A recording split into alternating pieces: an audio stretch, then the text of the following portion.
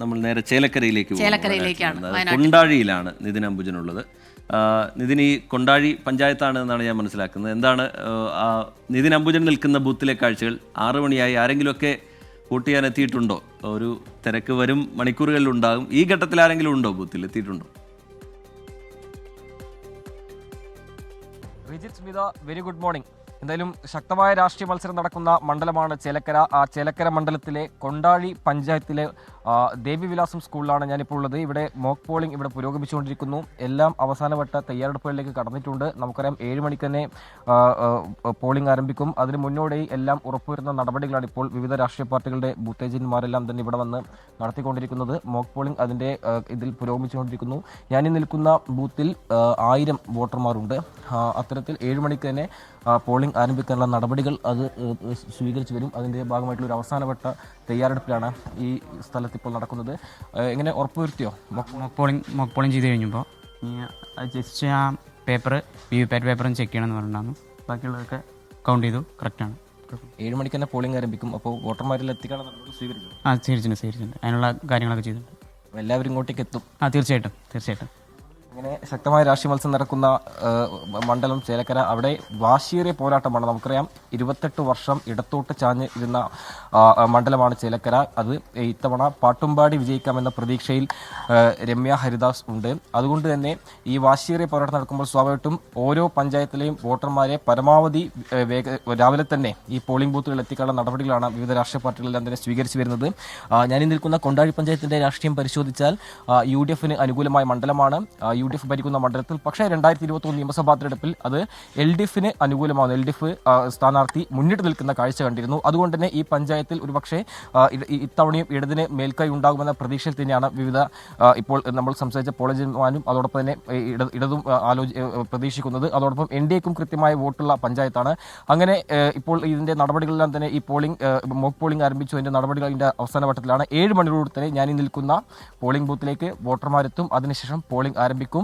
തീർത്തും സമാധാനപരമായ ഒരു പോളിംഗ് ബൂത്ത് തന്നെയാണ് ഞാൻ നിൽക്കുന്ന കൊണ്ടാഴി പഞ്ചായത്തിലെ. ഏതാണ്ട് 15ഓളം പോളിംഗ് ബൂത്ത് ഉള്ളത്. അതുകൊണ്ട് തന്നെ മറ്റ് ആശങ്കകളോ അല്ലെങ്കിൽ അനിഷ്ട സംഭവങ്ങളോ ഉണ്ടാകില്ലെന്ന് പ്രതീക്ഷ. പക്ഷേ പോലീസ് എല്ലാം തന്നെ വലിയ സുരക്ഷാ ക്രമീകരണങ്ങൾ വിവിധ മേഖലകളിൽ ഒരുക്കിയിട്ടുണ്ട്. റിജിത്ത്. ശരി, നിതിൻ അംബുജൻ കൊണ്ടാഴി പഞ്ചായത്തിൽ നിന്നുള്ള വിവരങ്ങൾ പങ്കുവെക്കുകയായിരുന്നു.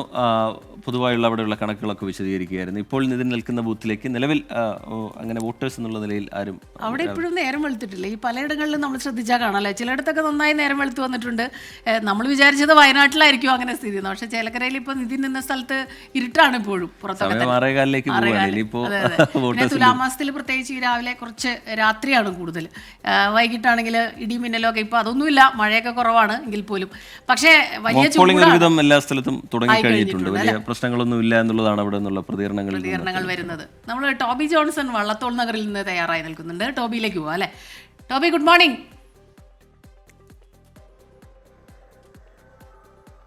ടോബി, നമ്മൾ നേരത്തെ പറയായിരുന്നു അതിരാവിലെ വന്ന് അവിടെ നിന്ന് ആദ്യമായിട്ട് വോട്ട് ചെയ്യാനുള്ള ചില ആളുകൾ അങ്ങനെ ഉണ്ടാവും. അവിടെ ഇപ്പോൾ ആളുകൾ ആരെങ്കിലും വോട്ടേഴ്സ് ആരെങ്കിലും എത്തിയിട്ടുണ്ടോ? മോക്ക് പോളിംഗ് പലയിടത്തും തുടങ്ങി കഴിഞ്ഞിരിക്കുന്നു അല്ലേ?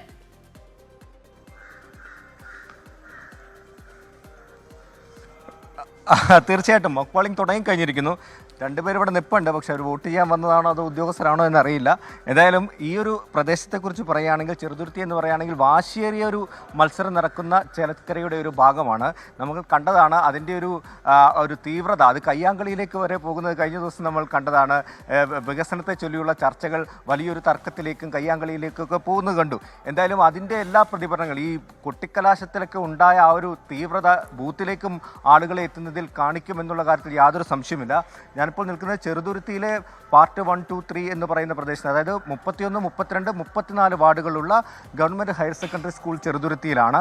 ഇവിടുത്തെ ഒരു കാര്യം 3 ബൂത്തുകളാണുള്ളത്. ഈ 3 ബൂത്തുകളിലായിട്ട് 1206 പേരാണ് 32ാമത്തെ ബൂത്തിലുള്ളത്. അതുപോലെ തന്നെ 31ാമത്തെ ബൂത്തിൽ നോക്കുകയാണെങ്കിൽ ഏകദേശം 1400ഓളം ആളുകളുണ്ട്. 34ാമത്തെ ബൂത്തിലും 1400ഓളം വോട്ടേഴ്സ് ഉണ്ട്. അങ്ങനെ നോക്കുകയാണെങ്കിൽ വലിയൊരു നിര തന്നെ ഇവിടെ നീണ്ട ഒരു നിര തന്നെ വരേണ്ട സാഹചര്യമുണ്ട്. അതുകൊണ്ട് തന്നെ എല്ലാ സൗകര്യങ്ങളും ഒരുക്കിയിട്ടുണ്ട്. മോക്ക് പോളിംഗ് ഏകദേശം അവസാന ഘട്ടത്തിലേക്ക് എത്തിയിരിക്കുന്നു. ഉദ്യോഗസ്ഥരെല്ലാം തന്നെ അത് ചെക്ക് ചെയ്ത് എല്ലാം ഉറപ്പിച്ചിരിക്കുന്നു. അതുപോലെ തന്നെ പോളിംഗ് ഏജന്റുമാരുണ്ടായിരുന്നു, അവരും അത് ഉറപ്പിച്ചതിന് ശേഷം പുറത്തേക്ക് ഇറങ്ങിയിരിക്കുകയാണ്.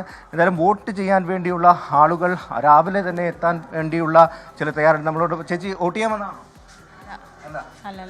ഉദ്യോഗസ്ഥയാണോ? അല്ലല്ല, ഞങ്ങള് ക്യാമറ സ്ട്രീമിംഗ് ഉദ്യോഗസ്ഥരാണ്. അതായത് ഇതിന്റെ ഇലക്ഷന്റെ ജോലിക്ക് വേണ്ടി വന്നവരാണ്.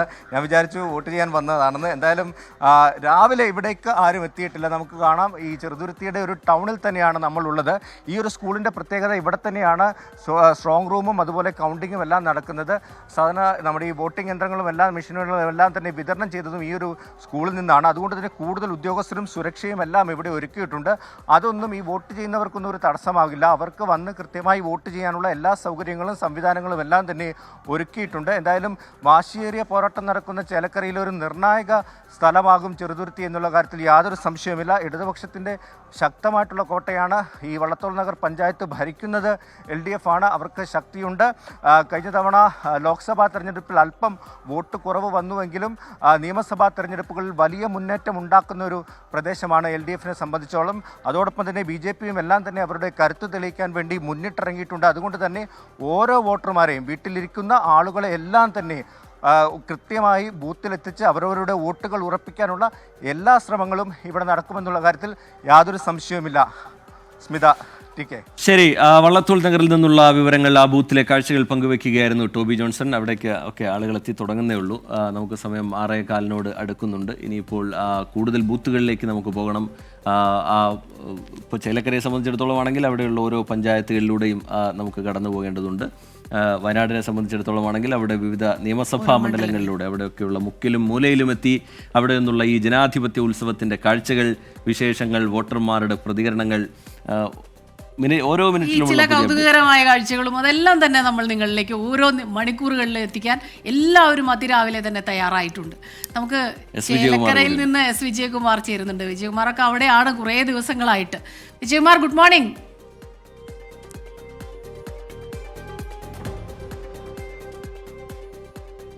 Smitha, good morning. ഞാൻ നിൽക്കുന്നത് ചേലക്കരയിലെ തോണൂർക്കരയിലുള്ള AUP സ്കൂളിലാണ്. ഇവിടെ പോളിംഗ് ബൂത്ത് സജ്ജമാക്കി വോട്ടെടുപ്പിനുള്ള അതിനു മുമ്പുള്ള എല്ലാ ക്രമീകരണങ്ങളും പൂർത്തിയാക്കിയിട്ടുണ്ട്. മുൻ മന്ത്രി, ഇവിടുത്തെ MP K. രാധാകൃഷ്ണൻ വോട്ട് ചെയ്യാൻ എത്തുന്ന ഈ ബൂത്ത് ഇതാണ്. ചേലക്കരയെ സംബന്ധിച്ചിടത്തോളം ഏതാണ്ട് 70-75% വോട്ട് എല്ലാ തെരഞ്ഞെടുപ്പിലും രേഖപ്പെടുത്തുന്ന ഒരു പ്രധാനപ്പെട്ട മണ്ഡലമാണ്. പരമാവധി ആളുകൾ വോട്ട് ചെയ്യാൻ എത്തുന്നു എന്നത് ചേലക്കരയുടെ ഒരു പൊതു സ്വഭാവം കൂടിയാണ്. കഴിഞ്ഞ നിയമസഭാ തെരഞ്ഞെടുപ്പിലും ഏതാണ്ട് 75%-ലധികം പോളിംഗ് ഇവിടെ രേഖപ്പെടുത്തിയിട്ടുണ്ട്. ഇത്തവണ നമ്മൾ പ്രതീക്ഷിക്കുന്ന അതിനേക്കാൾ ഉയർന്ന ഒരു പോളിംഗ് ആണ്. കാരണം തുടർച്ചയായി വലിയ രാഷ്ട്രീയ വിഷയങ്ങൾ ഉയർത്തി പ്രചാരണം നടന്ന ഒരു മണ്ഡലം കൂടിയാണ്. അതുകൊണ്ട് ആ കടുത്ത പ്രചാരണത്തിൻ്റെ റിസൾട്ട് വോട്ടിലും പ്രതിഫലിക്കും എന്നാണ് അറിയുന്നത്. നമ്മൾ ഈ കാണുന്നതാണ് തോണൂർക്കരയിലെ ബൂത്ത്. ആ ബൂത്തിന് അകത്ത് പോളിംഗ് ഏജന്റുമാരും ഒക്കെ എത്തിയിട്ടുണ്ട്, ഉദ്യോഗസ്ഥരും അവിടെ എത്തിയിട്ടുണ്ട്. മോക്ക് പോളിംഗിൻ്റെ അനുബന്ധമായ ജോലികളാണ് അവിടെ പുരോഗമിക്കുന്നത്.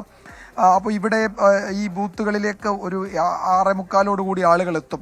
ഇത് സ്മിത അറിയാവുന്നതുപോലെ ഇതൊരു ഈ ചെറിയ പട്ടണങ്ങളാണ് നമ്മുടെ ചേലക്കര മണ്ഡലത്തിലുള്ളത്. കാർഷിക മേഖലയാണ് കൂടുതലും. കർഷക തൊഴിലാളികളും ഒക്കെ കൂടുതലുള്ള ഒരു മണ്ഡലം കൂടിയാണ് ചേലക്കര. അതുകൊണ്ട് രാവിലെ ഒരു 10 മണി വരെ ഒരു ഉയർന്ന പോളിംഗ് പ്രതീക്ഷിക്കുന്നു. അതിനുശേഷം ഉച്ച കഴിഞ്ഞ് ഒരു 4 മണിക്ക് ശേഷം വീണ്ടും പോളിംഗ് ഉയരുന്നു. അതാണ് പൊതുവായി ചേലക്കരയിലെ ഒരു സാഹചര്യം. നമ്മൾ മുൻകാല തെരഞ്ഞെടുപ്പുകളിലും അതാണ് കണ്ടിട്ടുള്ളത്. ഒരു 11 മണി വരെയൊക്കെ നല്ല മികച്ച പോളിംഗ് ആയിരിക്കും ഈ മണ്ഡലത്തിലുണ്ടാകുക. പിന്നീട് അവരവരുടെ ഈ ജോലികൾ, കാർഷിക മേഖലയുമായൊക്കെ ബന്ധപ്പെട്ട അവരുടെ ജോലികളിലേക്ക് പോകും. വീണ്ടും വൈകുന്നേരങ്ങളിൽ വീണ്ടും വന്ന് വോട്ട് ചെയ്യും. അങ്ങനെയാണ് ഈ മണ്ഡലത്തിൻ്റെ ഒരു പൊതു സ്വഭാവം. ഇത് പോളിംഗ് സ്റ്റേഷൻ നമ്പർ 74 തോണൂർക്കരയിലേത്. നമ്മൾ ഈ കാണുന്നത് അതാണ്. ഇവിടെ മറ്റു ചില ബൂത്തുകൾ കൂടിയുണ്ട്. 75 നമ്പർ ബൂത്താണ് തൊട്ടപ്പുറേ കാണുന്നത്. ആ 75 നമ്പർ ബൂത്തിലാണ് മുൻ മന്ത്രി കൂടിയായ ഇവിടുത്തെ MP K. രാധാകൃഷ്ണൻ വോട്ട് രേഖപ്പെടുത്താൻ എത്തുന്നത്. ചേലക്കര ടൗണിനോട് ചേർന്നാണ് ഈ തോണൂർക്കരയിലെ ഈ സ്കൂൾ ഉള്ളത്. ഇത് ഇവിടെ നമുക്കറിയാം കാര്യമായ സംഘർഷ സാധ്യതകളൊന്നുമില്ലാത്ത പോളിംഗ് ബൂത്തുകളാണ് ഇവിടെ ഉള്ളത്. പക്ഷേ ഇത്തവണ തെരഞ്ഞെടുപ്പിൻ്റെ പ്രചാരണത്തിൻ്റെ ഒക്കെ സമയത്ത്, അതിൻ്റെ കലാശക്കൊട്ടിൻ്റെ ഒക്കെ സമയത്ത് ചില പ്രശ്നങ്ങളൊക്കെ ഇവിടെ ഉണ്ടായിരുന്നു. ഇന്നലെയും ഇപ്പോൾ PV അൻവറിൻ്റെ വാർത്താ സമ്മേളനം, അത് തെരഞ്ഞെടുപ്പ് കമ്മീഷൻ അത് തടഞ്ഞു. അദ്ദേഹത്തിനെതിരെ കേസിൻ്റെ സാധ്യതയൊക്കെ ഉണ്ട്. അപ്പോൾ അത്തരം സാധ്യതകളൊക്കെ നിലനിൽക്കുന്ന ഒരു മേഖല, അത്തരം ചില പ്രശ്നങ്ങൾ കൂടിയുണ്ട്. അപ്പോൾ ഈ ഇഷ്യൂ ഒക്കെ ഉള്ളത് കൊണ്ട് കുറച്ച് സുരക്ഷാ ക്രമീകരണങ്ങൾ ഇത്തവണ കൂട്ടിയിട്ട് പരസ്യ പ്രചാരണം അവസാനിക്കുന്ന കലാശക്കൊട്ടിൻ്റെ സമയത്ത് ചേലക്കര ബസ് സ്റ്റാൻഡിൻ്റെ പരിസരത്ത് ചില അങ്ങോട്ടും ഇങ്ങോട്ടും ഉന്തും തള്ളും ചില വാക്കുതർക്കവും ഒക്കെ ഉണ്ടായിരുന്നു. പൊതുവെ സമാധാനപരമായിരുന്നു എല്ലാ കാലത്തും ചേലക്കരയിലെ തെരഞ്ഞെടുപ്പ്. പക്ഷേ ഇത്തവണ ചേലക്കരയുടെ ചരിത്രത്തിൽ ഏറ്റവും കടുത്ത രാഷ്ട്രീയ പോരാട്ടം നടക്കുന്ന ഒരു സാഹചര്യമാണ്. ഏതാണ്ട് 28 വർഷം, 1/4 നൂറ്റാണ്ട് ഇടതുമുന്നണി അതിൻ്റെ ഒരു കോട്ടയായി, ഒരു കോട്ടക്കൊത്തളം എന്ന മട്ടിൽ ഈ ചേലക്കര മണ്ഡലം അവരുടെ കൈപ്പിടിയിലാണ്. അതിനു മുമ്പ് UDFന്റെ നിയന്ത്രണത്തിലായിരുന്നുവെങ്കിലും അത് തിരിച്ചു പിടിച്ച ശേഷം അവർക്ക് അത് നഷ്ടമായിട്ടേ ഇല്ല. അപ്പോൾ 28 വർഷം, ഒരു 1/4 നൂറ്റാണ്ട് ഒരു പാർട്ടി തന്നെ തുടർച്ചയായി ഭരിക്കുന്ന ഒരു മണ്ഡലം. അവിടെ ഈ നിലവിലെ MP കെ രാധാകൃഷ്ണൻ, ഇപ്പോൾ അവിടെ LDF സ്ഥാനാർത്ഥിയെ മത്സരിക്കുന്ന UR പ്രദീപ്, ഇവർ രണ്ടുപേരും ഇവിടെ വന്ന് ജയിച്ചിട്ടുണ്ട്. കെ രാധാകൃഷ്ണൻ തുടർച്ചയായി ജയിച്ചു. അദ്ദേഹം മന്ത്രിയായി, സ്പീക്കറായി. പിന്നീട് അദ്ദേഹം സംഘടനാ പ്രവർത്തനത്തിലേക്ക് വന്നു. CPMന്റെ തൃശ്ശൂർ ജില്ലാ സെക്രട്ടറിയായി. പിന്നീട് വീണ്ടും അദ്ദേഹം മന്ത്രിയായി. അതിനുശേഷം അത് രാജിവെച്ച് ലോക്സഭയിലേക്ക് പോകുന്നു. തുടർന്ന് ഒഴിവ് വരുന്ന സമയത്ത് ഇവിടെ തെരഞ്ഞെടുപ്പ് നടക്കുന്നു. അപ്പോൾ ആ ഇടതുമുന്നണിയെ സംബന്ധിച്ച് അവരുടെ കോട്ട എന്ന് പറയുമ്പോഴും ഇത്തവണ അത് ഇളകും. ഇപ്പോൾ തിരുവഞ്ചൂർ രാധാകൃഷ്ണൻ നമ്മളോട് അന്ന് പറഞ്ഞൊരു ക്ലാസിക് കമന്റ് ഉണ്ട്, പൊന്നാപുരം കോട്ടയല്ലേ എന്ന് ചോദിക്കുമ്പോൾ ഈ പൊന്നാപുരം കോട്ടയിൽ ഇത്തവണ ഞങ്ങളുടെ കൊടി ത്രിവർണ്ണ പതാകയായിരിക്കും പാറുക എന്നാണ് അദ്ദേഹം അന്ന് പറഞ്ഞപ്പോൾ ഇവിടുത്തെ രാഷ്ട്രീയ പോരാട്ടത്തിന്റെ ചൂടും തീവ്രതയും എത്രത്തോളം ഉണ്ടെന്ന പരാമർശങ്ങളിൽ തന്നെ അറിയാം. ഈ പറയുന്ന ഈ പ്രചാരണം അവസാനിച്ച ഇന്നലെയും ഒക്കെ വലിയ രാഷ്ട്രീയ നീക്കങ്ങൾ ഈ മണ്ഡലത്തിൽ നടക്കുന്നുണ്ട്. കോൺഗ്രസിന്റെയും UDFന്റെയും LDFന്റെയും ഒക്കെ ഭാഗത്തു നിന്ന്. മറ്റൊന്ന് BJPയുടെ സാന്നിധ്യമാണ്. തിരുവല്ലോമല പഞ്ചായത്തിന്റെ വൈസ് പ്രസിഡന്റ് ആയിരുന്ന BJPയുടെ ഒരു പഞ്ചായത്ത് അംഗത്തെ BJP ഇവിടെ മത്സര രംഗത്ത് ഇറക്കുന്നു. അദ്ദേഹം വളരെ സജീവമായി പ്രചാരണ രംഗത്തുണ്ട്. കഴിഞ്ഞ ലോക്സഭാ തെരഞ്ഞെടുപ്പിൽ 28,000-ൽ പരം വോട്ട് ഈ മണ്ഡലത്തിൽ അവർക്ക് പിടിക്കാൻ കഴിഞ്ഞു. തദ്ദേശ തെരഞ്ഞെടുപ്പിൽ 30,000-ൽ പരം വോട്ട് അവർക്ക് ഇവിടെ ലഭിച്ചിട്ടുണ്ട്. അപ്പോൾ അതൊക്കെ കണക്കിലെടുത്ത് അവരുടെ വോട്ട് കൂട്ടും എന്നാണ് അവർ പറയുന്നത്. അതുപോലെ സുധീറിന്റെ സാന്നിധ്യം, സുധീർ പഴയ കോൺഗ്രസ് നേതാവാണ്, AICC അംഗമാണ്. അദ്ദേഹത്തെ PV അൻവറോട് മത്സരിപ്പിക്കുന്നുണ്ട്. ആ വോട്ടുകളൊക്കെ എവിടെ നിന്നാണ് ആ വോട്ടുകളൊക്കെ ചോരുന്നത് എന്നതൊക്കെ ഈ മണ്ഡലത്തിൽ നിർണായകമാണ്. പക്ഷേ ഒരു കാര്യം ഈ ഘട്ടത്തിൽ പറയാതിരിക്കാൻ വയ്യ, ചേലക്കര അതിൻ്റെ ആ മണ്ഡല രൂപീകരണത്തിന് ശേഷം ഇത്രയും കടുത്ത രാഷ്ട്രീയ പോരാട്ടം നേരിട്ട ഒരു തെരഞ്ഞെടുപ്പ് ഉണ്ടായിട്ടില്ല. അതൊരു ഉപതെരഞ്ഞെടുപ്പ് ആയതുകൊണ്ട് മാത്രം നമുക്ക് തോന്നുന്നതല്ല. യഥാർത്ഥത്തിൽ ഇവിടുത്തെ സാഹചര്യങ്ങൾ, അടിയൊഴുക്കുകളൊക്കെ ആ നിലയിൽ തന്നെ ഉള്ളതാണ്. കടുത്ത രാഷ്ട്രീയ പോരാട്ടം തന്നെയാണ് ഇവിടെ നടക്കുന്നത്. അപ്പോൾ ഈ പറയുന്ന ഇപ്പോൾ നമ്മൾ എല്ലാ നേതാക്കളോടും, ഇടതുമുന്നണിയുടെ നേതാക്കളോടൊക്കെ ചോദിക്കാറുണ്ട്, ഈ തെരഞ്ഞെടുപ്പ് സർക്കാരിന്റെ വിലയിരുത്തൽ ചേലക്കര മണ്ഡലത്തിലുണ്ടായിരുന്നു. ആ മണ്ഡലത്തിന്റെ വിവിധ ഭാഗങ്ങളിലൂടെ സഞ്ചരിച്ചിരുന്നു. പ്രതികരണങ്ങൾ തേടി, രാഷ്ട്രീയ നേതാക്കളുടെ പ്രതികരണങ്ങൾ തേടി, രാഷ്ട്രീയ സാധ്യതകൾ, ആ മണ്ഡലത്തിൻ്റെ സ്വഭാവം ആർക്ക് അനുകൂലമായി മാറാൻ പോകുന്നു എന്നത് സംബന്ധിച്ചുള്ള കണക്കുകൂട്ടലുകൾ, അങ്ങനെ തിരക്കിട്ടൊരു പ്രചാരണ ദിവസമാണ് കടന്നു പോകുന്നത്. അവിടെ ഈ പ്രചാരണത്തിലേക്ക് വിവാദങ്ങൾ വന്നു തുടങ്ങുന്നത് പതിയായിരുന്നു. പക്ഷേ വിവാദങ്ങൾ വന്നതിന് ശേഷം സജീവമായി വിവാദങ്ങളും ചർച്ചയാകുന്നത് നമ്മൾ കണ്ടു.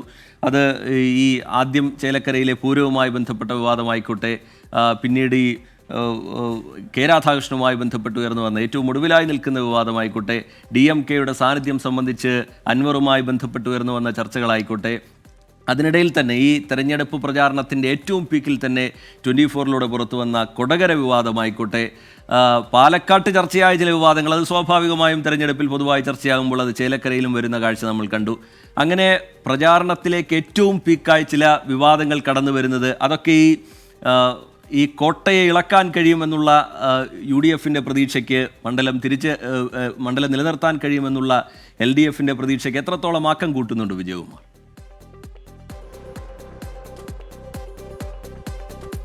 ശ്രീജിത്ത്, വളരെ പ്രധാനപ്പെട്ടത് തന്നെയാണ് ആ ചോദ്യം. കാരണം മുഖ്യമന്ത്രി പിണറായി വിജയൻ 2 ദിവസമാണ് ഇവിടെ തുടർച്ചയായി ക്യാമ്പ് ചെയ്ത് പൊതുയോഗങ്ങളിൽ പങ്കെടുത്ത്. അദ്ദേഹം സമീപകാലത്തൊന്നും ഇത്രയും ഒരു മണ്ഡലത്തിൽ കേന്ദ്രീകരിച്ചിട്ടില്ല എന്നെനിക്ക് തോന്നുന്നു. ഇവിടെ മണ്ഡലം കൺവെൻഷൻ ഉദ്ഘാടനം ചെയ്തത് മുഖ്യമന്ത്രിയായിരുന്നു. അതിനുശേഷം അദ്ദേഹം 2 ദിവസം ഇവിടെ കേന്ദ്രീകരിച്ച് ഇവിടുത്തെ പല പഞ്ചായത്തുകളിലും പൊതുയോഗങ്ങളിൽ 4-5 പൊതുയോഗങ്ങളിൽ അദ്ദേഹം പങ്കെടുക്കുകയും ചെയ്തിരുന്നു. അപ്പോൾ CPMനെ സംബന്ധിച്ച്, ഇടതുമുന്നണിയെ സംബന്ധിച്ച് അവരുടെ ഒരു കോട്ടയാണ്. അവിടെ ഏതെങ്കിലും തരത്തിലുള്ള വിള്ളൽ വീഴില്ല എന്ന് ഉറപ്പുവരുത്തേണ്ടത് സംഘടനാപരമായി CPMന്റെ വലിയ ചുമതലയാണ്, ബാധ്യതയാണ്. അതുകൊണ്ട് തന്നെയാണ് മുഖ്യമന്ത്രി നേരിട്ട് അദ്ദേഹം ഇവിടെ പ്രചാരണ പ്രവർത്തനത്തിന് ഇറങ്ങുകയും ഇവിടെ ക്യാമ്പ് ചെയ്ത് ആ പ്രചാരണം നയിക്കുകയും ചെയ്തത്. AC മൊയ്തീൻ CPMന്റെ പ്രധാനപ്പെട്ട നേതാവാണ്, തൃശ്ശൂരിലെ പ്രധാനപ്പെട്ട നേതാവാണ്. അദ്ദേഹത്തിന്റെ നേരിട്ടുള്ള നിയന്ത്രണത്തിലായിരുന്നു ഇടതുമുന്നണിയുടെ ഇവിടുത്തെ തെരഞ്ഞെടുപ്പ് പ്രചാരണം ആകെ പോകുന്നത്. UDF എഫിനെ സംബന്ധിച്ച് ഈ ഉപതെരഞ്ഞെടുപ്പ് സ്പെഷ്യലിസ്റ്റ് എന്നാണ് വി ഡി സതീശനെ കോൺഗ്രസ് നേതാക്കൾ തന്നെ പറയുന്നപ്പോൾ വി ഡി സതീശനായിരുന്നു ഇവിടുത്തെ കാര്യങ്ങൾ നിയന്ത്രിച്ചുകൊണ്ടിരുന്നത്. അദ്ദേഹം നിയോഗിച്ച ഒരു ടീം ഇവിടെ തുടർച്ചയായി ഉണ്ടായിരുന്നു. വി ഡി സതീശൻ എല്ലാ ആഴ്ചകളിലും 2-3 ദിവസം ഇവിടെ എത്തി കാര്യങ്ങൾ വിശദീകരിച്ചു പോവുകയും ചെയ്തിരുന്നു. മറ്റൊന്ന് ഇന്നലെ ഇവിടെ ഈ പറയുന്ന ഈ മണ്ഡലത്തിന്റെ അതിർത്തി കൂടിയാണ് ചെറുതുരുത്തി. അവിടെയാണ് ഈ പണം പിടിച്ചത്, കള്ളപ്പണം പിടിച്ചത്. അതടക്കം ഇവിടെ വലിയ ചർച്ചയാണ്. അത് ആരുടെ പണമാണ്, അത് എവിടേക്ക് കൊണ്ടുവന്നതാണ് എന്നത്. പാലക്കാട്ട് എത്തിച്ച കള്ളപ്പണത്തിന്റെ ബാക്കി ചേലക്കരയിലേക്ക് കോൺഗ്രസ് എത്തിച്ചതാണ് എന്ന് LDF ആരോപിക്കുന്നുണ്ട്. അതല്ല, അത് ഇടതുമുന്നണിയുടെ പണമാണ് എന്ന് തിരിച്ച് കോൺഗ്രസ് മറുപടി പറയുന്നുണ്ട്. രണ്ടുപേരും തെരഞ്ഞെടുപ്പ് കമ്മീഷന് പരാതി നൽകുകയും ഒക്കെ ചെയ്തിട്ടുണ്ട്. അതിൽ അന്വേഷണം നടക്കണമെന്ന് ആവശ്യപ്പെട്ട് പരാതി നൽകുകയും ഒക്കെ ചെയ്തത് നമ്മൾ കണ്ടു. മറ്റൊന്ന്, റിജിത്ത് ചോദിച്ചതുപോലെ കെ രാധാകൃഷ്ണന്റെ അസാന്നിധ്യം ഒക്കെ ചൂണ്ടിക്കാട്ടി UDF ഉയർത്തിയ രാഷ്ട്രീയ വിവാദം തന്നെയാണ്. അതിന് ഇടതുമുന്നണി ഇപ്പോൾ എനിക്കൊന്ന് എല്ലാ പ്രചാരണ വേദിയിലും പ്രചാരണ യോഗങ്ങളിലും അതിന് ആ വിഷയത്തിൽ മറുപടി പറയുന്നുണ്ടായിരുന്നു. എവിടെ കെ രാധാകൃഷ്ണൻ ഈ തെരഞ്ഞെടുപ്പിന്റെ ആദ്യഘട്ടത്തിൽ സ്ഥാനാർത്ഥിക്കൊപ്പം ഇല്ല എന്നത് കോൺഗ്രസ് തന്നെ ഉയർത്തിക്കൊണ്ടുവന്ന ഒരു വലിയ ആരോപണമായിരുന്നു. എന്നാൽ അദ്ദേഹം അത് നിഷേധിക്കുകയും പിന്നീട് ഈ പറയുന്ന മണ്ഡല പര്യടനം, പഞ്ചായത്ത് തല പര്യടനങ്ങളിൽ സ്ഥാനാർത്ഥിക്കൊപ്പം അദ്ദേഹവും പങ്കെടുക്കുകയും ചെയ്തിരുന്നു. ഏറ്റവും ഒടുവിൽ ഈ തെരഞ്ഞെടുപ്പ് ദിവസം നമ്മൾ എത്തുമ്പോൾ ഇവിടെ കെ രാധാകൃഷ്ണനെ ചുറ്റിപ്പറ്റി തന്നെയാണ് ഇവിടുത്തെ ചർച്ചകൾ. കാരണം ഈ മണ്ഡലത്തിന്റെ ചരിത്രം പരിശോധിക്കുമ്പോൾ കെ രാധാകൃഷ്ണൻ എന്ന ഒരു നേതാവിന്റെ പേര് രേഖപ്പെടുത്താതെ അതിൽ ഏതെങ്കിലുമൊക്കെ തരത്തിൽ അത് മുന്നോട്ട് പോകില്ല. അതുകൊണ്ട് ഇപ്പോൾ കെ രാധാകൃഷ്ണൻ കേരളത്തിൽ മുഖ്യമന്ത്രിയാകേണ്ടയാളായിരുന്നു. അദ്ദേഹത്തെ ഇടതുമുന്നണി അല്ലെങ്കിൽ CPM ഇവിടെ നിന്ന് നാട് കടത്തിയപ്പോൾ രാധേട്ടനെ നാട് കടത്തിയവർക്കുള്ള മറുപടി എന്ന മട്ടിൽ ഈ പ്രചാരണം ഉയർത്തിക്കൊണ്ടുവരുന്നത് കോൺഗ്രസ് ആണ്, UDF ആണ് എന്നുള്ളതാണ് ഏറ്റവും വലിയ കൗതുകം. ഇന്നലെ ദളിത് കോൺഗ്രസിന്റെ സംസ്ഥാന അധ്യക്ഷൻ ഇറക്കിയ വാർത്താക്കുറിപ്പ് ഉൾപ്പെടെ അല്ലെങ്കിൽ കഴിഞ്ഞ ദിവസങ്ങളിൽ കോൺഗ്രസിന്റെ മുഴുവൻ നേതാക്കളും ഇവിടെ പ്രചാരണത്തിനെത്തിയ അപ്പോൾ TN പ്രതാപനെ പോലെയുള്ള തൃശ്ശൂർ ജില്ലയിലെ പ്രധാനപ്പെട്ട നേതാക്കളടക്കം ഉയർത്തിക്കൊണ്ടുവരുന്ന ഒരു മുദ്രാവാക്യം ഇത് തന്നെയായിരുന്നു. അത് മാത്യു കുഴൽനാടനാണ് യഥാർത്ഥത്തിൽ ആ ക്യാമ്പയിന് ചേലക്കരയിൽ തുടക്കമിട്ടത്. അത് പിന്നീട് കോൺഗ്രസ് നേതാക്കളാകെ അത് ഏറ്റുപിടിക്കുകയും ചെയ്തു. അപ്പോൾ അങ്ങനെ കെ രാധാകൃഷ്ണനെ ഇവിടെ ഇടതുമുന്നണി CPM ഒതുക്കുന്നു, അതിനുള്ള മറുപടി ഇവിടെ ഈ മണ്ഡലത്തിലെ ജനങ്ങൾ നൽകുമെന്നത് യഥാർത്ഥത്തിൽ കോൺഗ്രസ് ആണ് ആ ക്യാമ്പയിൻ നടത്തുന്നത്. അത് വലിയ ചർച്ചയാക്കാനുള്ള ശ്രമവും നടക്കുന്നുണ്ട്. അങ്ങനെ തെരഞ്ഞെടുപ്പ് വോട്ടെടുപ്പിലേക്ക് കടക്കുന്നതിന്റെ അവസാന മണിക്കൂറുകളിൽ പോലും, എന്ന് വെച്ചാൽ ആ അവസാന മിനിറ്റിൽ പോലും സജീവ രാഷ്ട്രീയ വിഷയം ചർച്ചയായ ഒരു മണ്ഡലം ചേലക്കരയാണ്. അവിടുത്തെ പോരാട്ടത്തിന് മുൻകാലങ്ങളിലേക്കാൾ തീവ്രത, കരുത്ത്, വീര്യം കൂടുതലുമാണ് ഇത്തവണ. ശരി, വിജയകുമാർ, S. വിജയകുമാറാണ് വിവരങ്ങളുമായി നമുക്കൊപ്പം ചേർന്നത്.